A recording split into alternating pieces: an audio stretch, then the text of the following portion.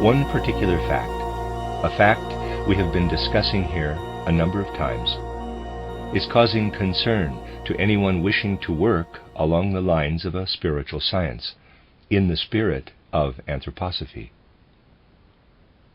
I am referring to the fact that modern humankind is basically failing to pay attention to the powers of decline that are clearly in evidence, to powers that must inevitably take our present civilization to the edge of the abyss if they are allowed to come into effect.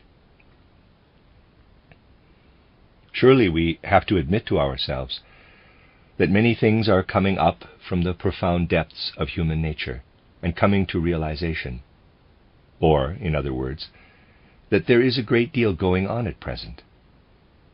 On the other hand, many of our fellow citizens simply cannot make up their minds to pay proper attention to what is really going on. It is reasonable to say that at the present time, little effort is made in cultural life to take a wider point of view and pay genuine attention to the forces that shape our world.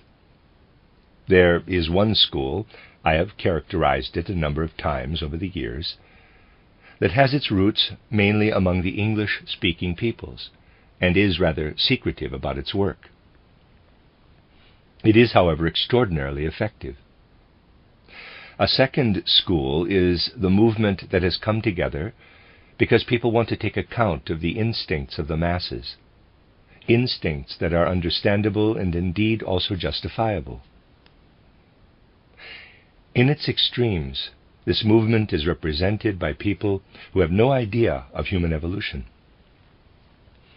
who know nothing of the principles that mean progress for the world.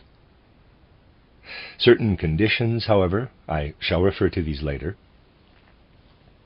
enable them to hold a position of authority in spite of their narrow-minded views and in spite of a natural inclination for criminal activities that is in fact quite considerable. They are, of course, clever people and able to be to the fore in public life nowadays because they impress people.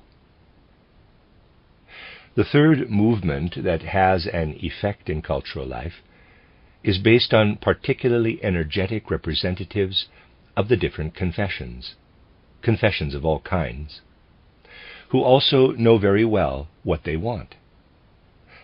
They are the fountainhead of everything that usually comes under the heading of Jesuitism.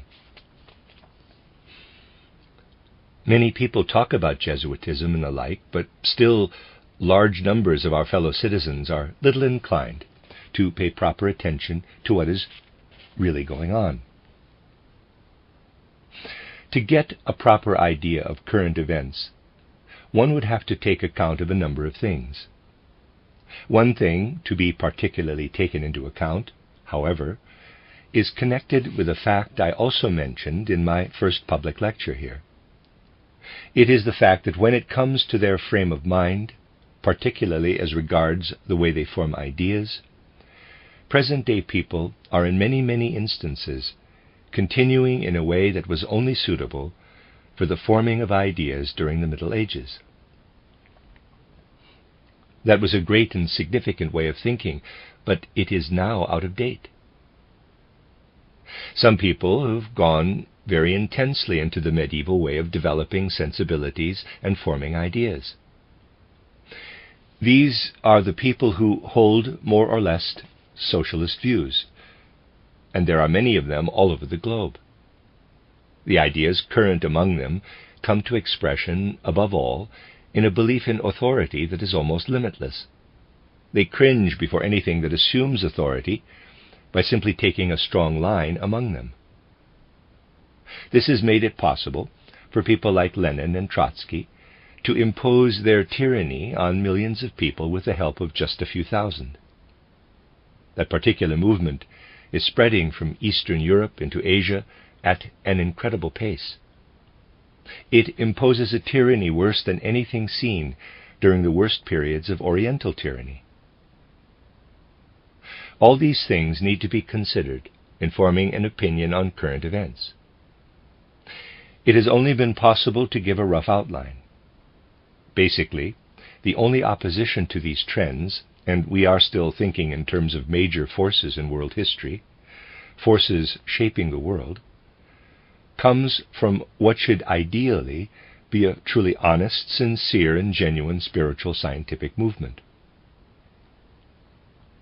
If we compare the interest brought to this spiritual scientific movement with the interest those other movements have aroused within a relatively short time, and with the influence these movements have gained, we have to say that interest in this spiritual scientific movement is as good as nil at the present time.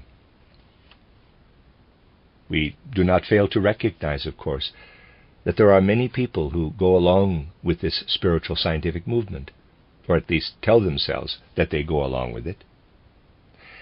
There would be an enormous difference, however, if people really took note of the intensity with which those other three movements work for the things they want to bring to the fore, and then compared this with the intensity of interest that there is for spiritual science. The spiritual scientific movement is really approached in a very superficial way, superficial in the way people feel about it. The other movements, on the other hand, are arousing a limitless intensity of feeling.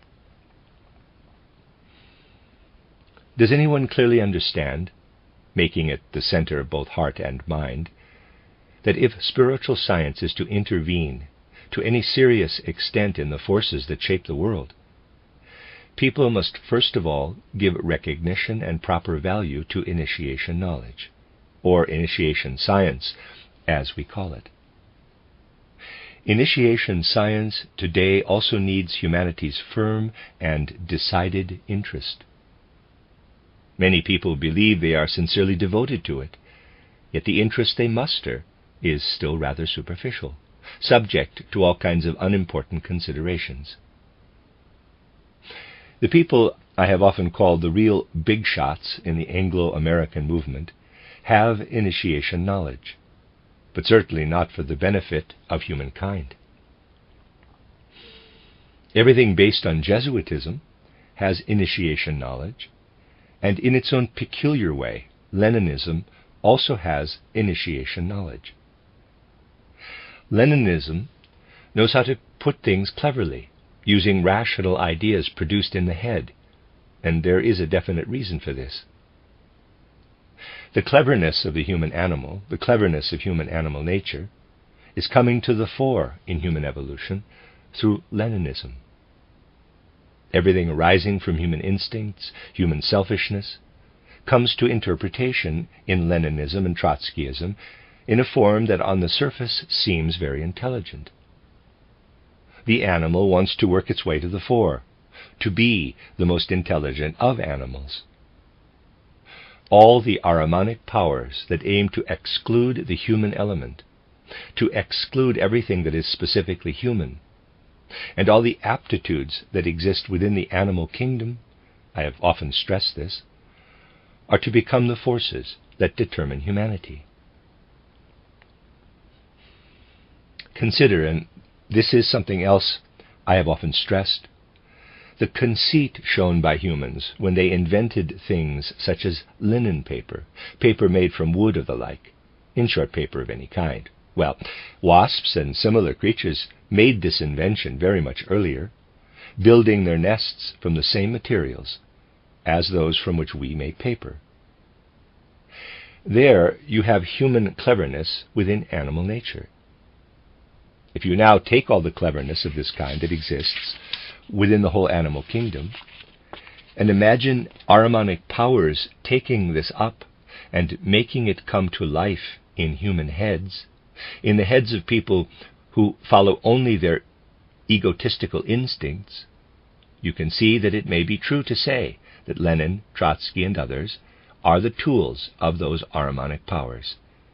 That is an Ahrimanic initiation. It belongs to a different cosmic sphere than our own world does. It is, however, an initiation that also holds the potential for getting rid of human civilization on Earth, getting rid of everything that has evolved by way of human civilization. We are, therefore, dealing with three schools of initiation. Two are on the plane of human evolution, and one is below that plane, though it is an initiation of tremendous willpower, almost unlimited willpower. The only thing that can bring order into all these developments, setting a goal that is worthy to be called human, is contained within genuine spiritual knowledge. A true goal and genuine sincerity will, however, only come from this spiritual science, if it is made into something that involves the whole of our life, taking note how much empty chatter, how much conceit and inner egotism comes to expression in so much of what is usually said in its name. These things cannot be left unsaid. On the contrary, we need to discuss them over and over again. How else can we hope to give souls the power today that is needed to prevent civilization going into total decline? Let me take a few minutes to give you a very concrete picture. Just a short time ago, I read the following in a newspaper, quote, "Religion is a fantasy that arises in human heads as a reflexive response to the way they relate to each other and to nature.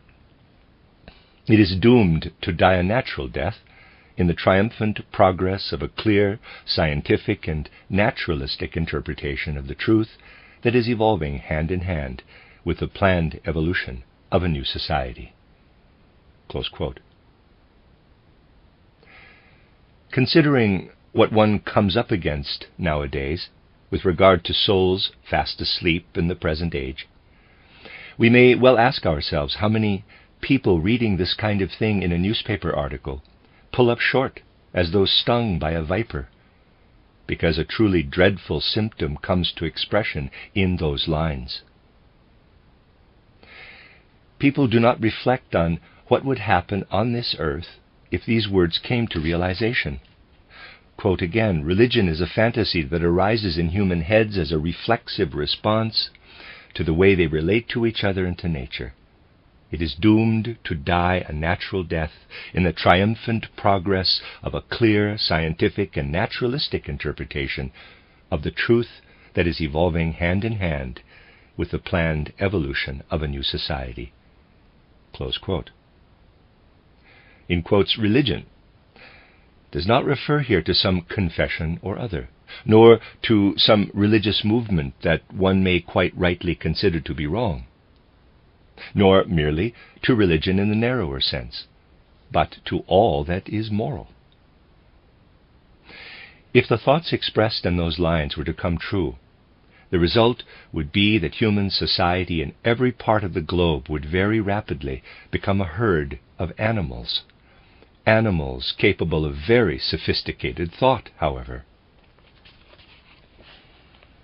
If a way cannot be found now for opposition to arise against the principle that is growing in the east of Europe and spreading across into Asia at an incredible pace, civilization will be doomed. The ideals expressed in those lines would then become reality. In the light of such impulses in world history, I do not think it is justifiable for people in some places to wish to continue with the mystical small talk within closed circles. Small talk that, against my wishes, has in the long run also come up in spiritual science working toward anthroposophy. Some people even consider it the ideal. I do not think it is right to continue with this in any form, totally disregarding what is demanded of us in the wider interest of humanity on this earth. It must be our will to consider those wider interests of humankind without bias. We must make an effort and become truly serious about certain basic principles, not merely in theory, using our intellect, but instinctively. Those principles have been obscured by all the confessions in Europe and America, and the intention is to obscure them yet further. We know about the virulent propaganda campaign being launched against spiritual science working toward anthroposophy, We hear the bullets whistling all around. If therefore opposition arises in some corner or another, it would be a pity to give oneself up to the harmful illusion, an illusion indeed that today merits punishment, that we may ever hope to achieve anything by converting people who, after all, are the authorized agents of something or other that belongs to the past. We cannot and must not be opportunists or go for compromise. That should be our special meditation every morning, as it were. There have been well-meaning people who have said we should simply try and explain to people in one direction or another how we are endeavoring to bring the Christ mystery to the world. The more we do this, the more bullets whistle around our ears from certain quarters. Nothing goes more against the grain, for instance, with certain Catholic or Protestant groups today, than that humankind should today gain true understanding of the Christ mystery. It is not in their interest that the true mystery of Christ comes to be known. All they want is to hold on to the old ideas. If we had some kind of strange and peculiar creed concerning Christ, they would treat us as a harmless sect, as odd characters, and not fight us with the intensity we have come to experience. Within the two schools, quite apart from the third, there are, however, quite a number of people who know that our aim is to speak of the Christ mystery out of the truth, and of social order out of the triune principle. This makes them sit up and listen. It makes them say, quote, "It would take the ground away from under our feet if we were to go for the truth. Let us therefore vow to destroy it." Close quote. People do not fight us because we are in error. They fight us because it is realized in certain quarters that we want the truth. There is no point in saying anything else about some of the things that go on today. The cultural movement I am speaking of has a profound interest in absolute clarity, particularly also clarity of thought. Remember some of the things I've told you. What is the essential point when we come to see what humankind needs above all else today? The essential point is that our powers of thought, everything we have by way of ability to form ideas, except for sensory powers, have come down to us from our life before birth or life before conception. Everything we human beings are able to think, we have brought into the physical world when we were born. We have brought it with us from the life we had before we were born. All the thoughts we evolve whilst we are in our physical bodies are faculties that govern the whole of our essential human nature between our last death and the birth process that brought us into our present life on earth. When we are thinking here and now, the powers of thought we use, not the thoughts, are a shadow image of something that was at work before we were born or conceived. Try and think of what we call the forces of nature today, of what goes on in lightning and thunder, in the movement of waves, in the way clouds are formed, in the rising and setting of the sun, in wind and rain, in the way the plants rise from the ground, in the way animals are conceived and born and grow. Think of all the natural processes you see all around. Then think of them merely as a picture, not the reality. So, please, think of everything you have around you by way of natural forces casting its shadow somewhere or other, and of these shadows being taken up into a container and presenting themselves to us as pictures. The relationship that exists between nature, as she actually is now, and the reality that lies behind is similar to the relationship between life before birth and our faculties of thought in the present earth life. Just think that there you have everything that happens to your soul between death and rebirth. I am showing it in diagrammatic form. and then its shadow arises. A shadow arises of everything you have there, and this shadow becomes the content of your head, the content of your thoughts. It is your faculty of thought. What you are thinking now, those are the forces active before you were born. That is, in quotes, nature in the spiritual world, if I may put it in such a paradoxical way.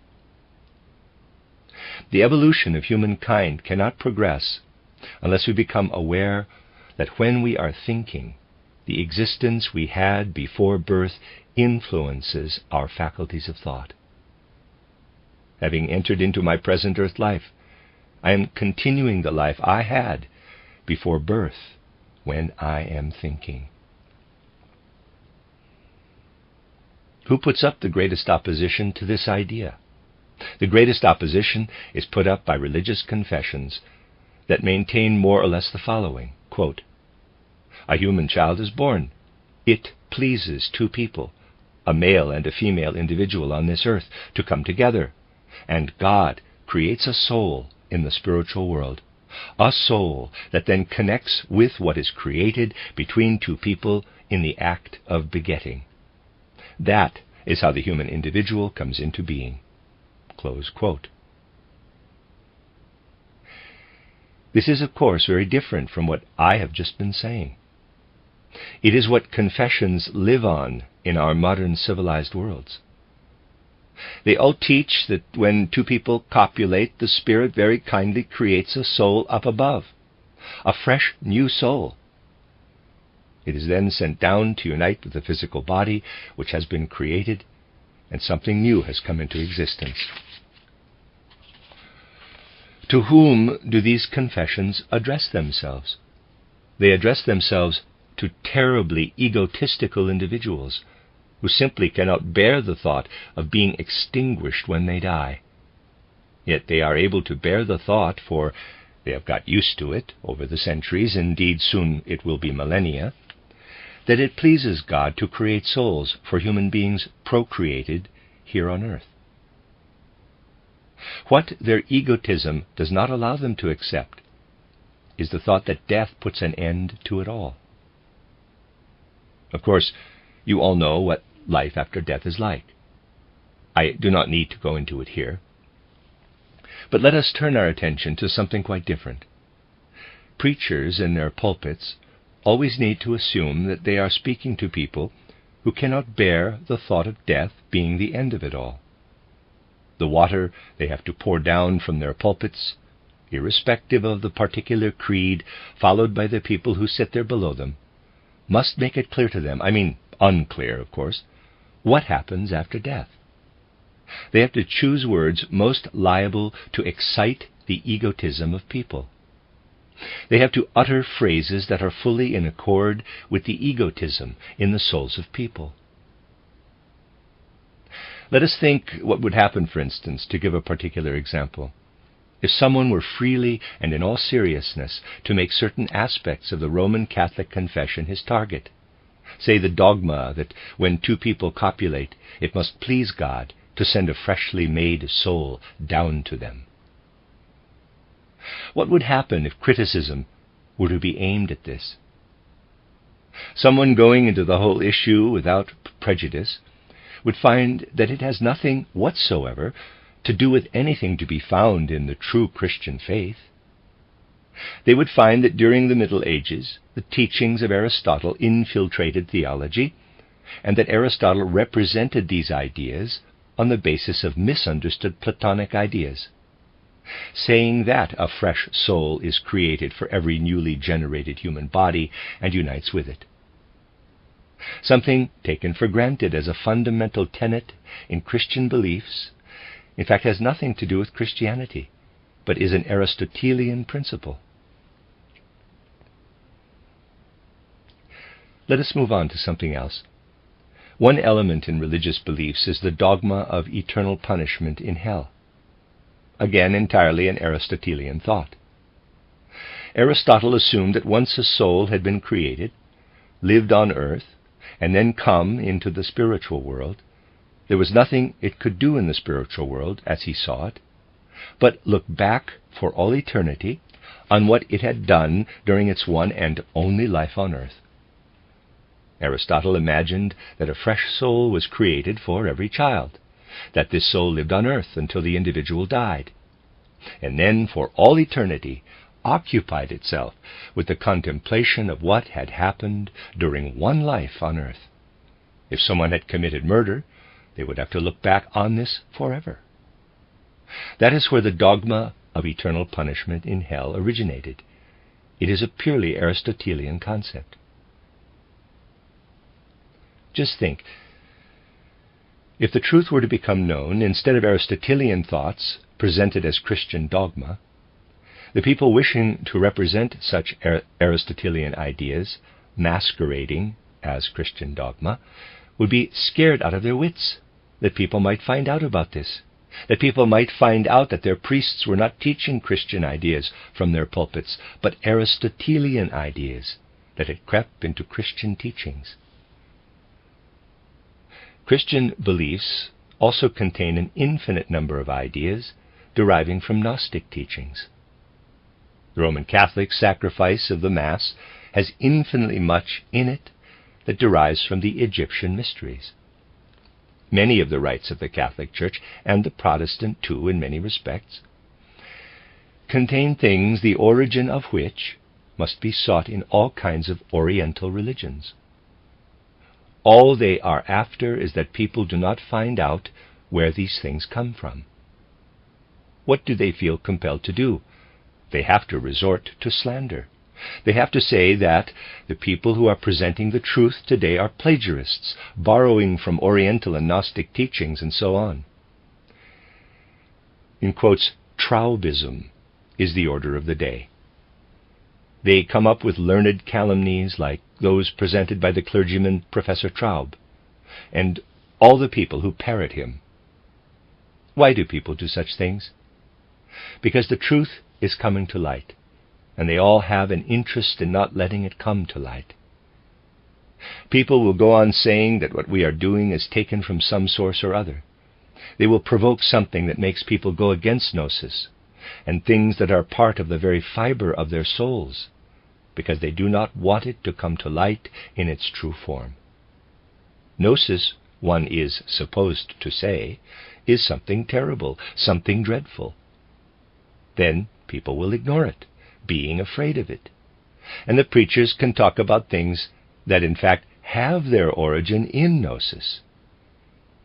It is the preachers who talk about things that originally came from gnosis, not the people who speak about what has grown in the soil of spiritual science working toward anthroposophy.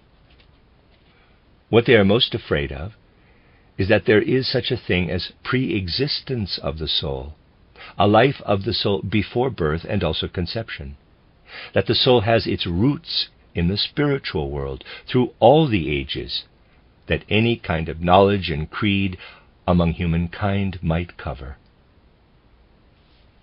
For if the truth were to become known, there would be no room anymore for such blasphemy as that the gods are obliged to send a newly made soul from the spiritual world for every single human body so that they might unite. All these things have their origin, of course, in a desire for power that is getting very strong. Behind it all are thoughts of power. It is possible to put tremendous energies into such thoughts of power simply by following certain precepts. What is going on in Dornach at the moment, for instance? All around, almost everywhere in Switzerland, articles on anthroposophy are being published, not one sentence of which is true. The whole campaign started when an article appeared that contained 23 lies. For weeks now, article on article has picked up on those 23 lies. They have appeared almost everywhere in the Catholic press in Switzerland, and not a single sentence is true. Why is this happening? It happens because the many followers of these people are brought to a certain state of mind by being told untruths, a state of mind where it is no longer possible to tell the difference between truth and falsehood. Think of all the efforts we go to in spiritual science, working toward anthroposophy, to form sufficiently clear ideas. For instance, as to how far the things we become aware of in human minds, in the form of dreams, may or may not be reflecting the truth. As human beings, we cannot immediately distinguish truth from falsehood when something appears in the course of a dream. The same state of mind arises for a congregation when they are told lies by people who know that those lies will be believed. The soul is brought to a state, a mood, by those lies, where it becomes the willing tool of those desiring power. It is easiest to get people into your power by planting illusions in their unsuspecting minds. Articles full of lies are systematically put out with the intention of creating the kind of mood that can be created with lies. That will be the inevitable consequence of the probabilism which the Jesuits have been teaching for a long time. It is merely a final consequence. It is, of course, difficult to rouse modern souls from their general torpor to stand up against such people. The day before I left, we were forced to arrange for a lecture, for we must fight, of course, even if we do not want to, against the lies that come up in Dornach. Dr. Boos, one of the most courageous of our young protagonists, called on everyone who had anything to say on the subject of the lecture to join in the discussion. It was a public lecture, of course. When no one came forward, he said openly and publicly that he publicly declared the cleric, who had first written those 23 lies, a priest called Arnett in Rheinach, to be unworthy of his priestly calling, for disseminating scurrilous lies. One cannot help oneself. And then, even when this had been said, only one individual stood up among those present, a teacher, shaking in his boots, if I may put it like that, and said, quote, "Just wait, there are more articles to come, and in the end you will see," close quote. Well, all I could say was that there had been 23 lies to begin with, and the truth about those 23 lies will without doubt never emerge, however long it takes, until there is an end to the matter, even if the end does not come until the end of the world. Not the least attempt has been made in everything published so far, and a respectable number of articles have already appeared, to go into those 23 lies. Other things have been tried using a strange logic. The pamphlet by the Tübingen speaker was brought into play. It actually played a large role. But the people who bring Professor Traub's pamphlet into play in their articles have not properly understood what he said. They will write that this man Steiner is borrowing from all kinds of ancient writings, from the Upanishads, the Egyptian Isis mysteries, and the, in quotes, Akashic records. Well, I suppose the typesetter may have put that in. But on the other hand, the clerical gentleman may have done so. I therefore said that it was not really my concern to correct printers' errors, but that it surely is a strange way of reading Traub's pamphlet if immediately afterward the reader has forgotten that not even Traub says something so stupid as that the Akashic records are to be found on library shelves. I said that one cannot really accuse people of borrowing from that old tome, the Akashic records, for spiritual science based in anthroposophy. Our attackers have also gained support among liberal thinkers. Dr. Boos was going great guns in a liberal paper, saying that this was a deliberate untruth, since the writer must have known that there were no Akashic records in his library. He could not possibly have them in his library, and so he ought to have known. He must have written a deliberate untruth. What did the person concerned do? He wrote that Dr. Boos was evading the issue, as if as it was self-evident that the typesetter must have been responsible for the Akashic record's error, and not he himself. In his view, the kind of sophistry that made authors responsible for that kind of printing error merely showed what kind of stable people came from. Well, you see the kind of mentality one is dealing with. But do not underestimate it. You have to realize that it is going to be a hard fight, particularly in this direction. The aim is to prevent people from finding out about what I have been saying. What I said, first of all, in the medical course is the following. It is particularly when one is making serious efforts to determine the spiritual laws of this world, doing so on the basis of present-day life, when one tries to reach the deeper secrets of human nature by making these things one's own on the basis of present-day life, and then also finds them written in ancient works, albeit arising from an intellectual life that was more instinctive and atavistic, that one feels very humble in perceiving the greatness of the instinctive, atavistic intellect that human beings once possessed, that has been lost and must now be found again. These words were spoken in awareness of the fact that knowledge which today has to be sought within life was once instinctive wisdom given to humankind. Much of that ancient wisdom has, of course, survived in the religious beliefs, though it has become corrupted. Yet the people professing those beliefs want to make humankind fear that original wisdom. And when they talk about it, say more or less the following, quote, "Those dreadful people who pursue anthroposophy today are borrowing everything from that ancient wisdom," close quote. If they went into the matter, they would find that the spiritual science offered to humankind in anthroposophy is very different from anything ever borrowed from anywhere, from the Upanishads or whatever. So we had to borrow indeed from that ancient tome called the Akashic Records.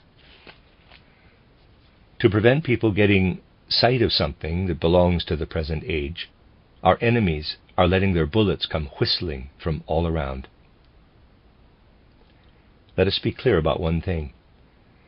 You may feel tempted now and then to stress the good points of one thing or another.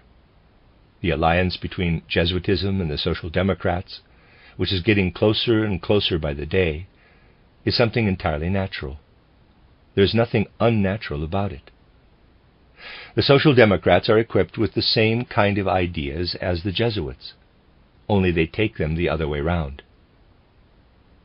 One thing, however, that differs from all else that is felt is the, quote, eternal nature of the human being, close quote. This has become the teaching of egotism. It is restored to its true form when the pre-existence concept of a human soul having a life before birth or before conception once again becomes the effective moral principle. The knives will come out to fight this idea. We shall only be able to progress in the world if, in the first place, truth has inner power.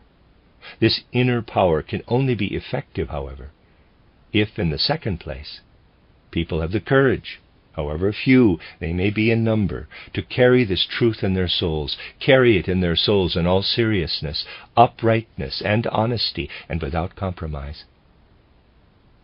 It is useless for us to play down the tremendous difference which exists between true Christianity and the Catholic and Protestant Aristotelianism, which holds the idea that souls are created for bodies as they arise through procreation. We must not play down this difference. If we do play it down, we will not even notice where the idea of power, the desire for power, has its real origins. I find myself referring again and again to the pastoral issued by a Roman Catholic bishop. This document really exists. According to it, the faithful must regard their priest as ranking higher than God and Christ. For each time the priest performs the consecration at the altar, Christ is forced to be present by that altar, to be present in the bread and the wine, which is his body and his blood. The priest therefore has greater power in the universe than a god. That is what it says in a pastoral that really exists and has also been quoted in many other pastorals.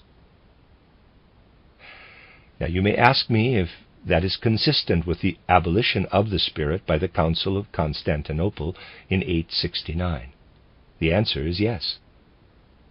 A Roman Catholic saying that God is more powerful than a priest would say so because people will not accept any other view nowadays. People are so much asleep in their souls that they never ask themselves, quote, what was the person writing to Molschat really saying, who had the nerve to say that a criminal, a liar, a murderer is a moral person only if he can be fully himself, and is an immoral person if he does not bring to expression what he has in him? For this would impose restraints on his individuality, and that an inclination to murder is just as valid as other inclinations are. Close quote. Modern souls do not have the courage to say to themselves, quote, if scientists continue to teach the kind of basic philosophy that they have been teaching, the inevitable conclusion simply has to be that criminals, murderers are just as good as someone trying to act morally, as it were. People merely lack the courage to admit this. Close quote. When materialism had its flowering, at the time when people like Vogt, Molschat, and Büchner, all of them courageous men, were publishing their writings, such things were admitted. The present age is too cowardly, however, to make such admissions. Nor is there sufficient courage in the sleeping souls of the present to admit to oneself, quote, if you go by the spirit of those creeds and statements, a priest is indeed more powerful than a god. Close quote. The school of thought represented by spiritual science, working in the spirit of anthroposophy, must above all work toward clear thinking in every respect. Its message cannot be grasped if thoughts are unclear. It cannot be grasped in a vague and vaporous mysticism, but only with crystal clear thoughts, thoughts which in my title, Philosophy of Freedom, I've tried to show are the starting point for genuine human freedom. We may continue our discussion of the subject when I am able to speak to you again. I hope this will be soon.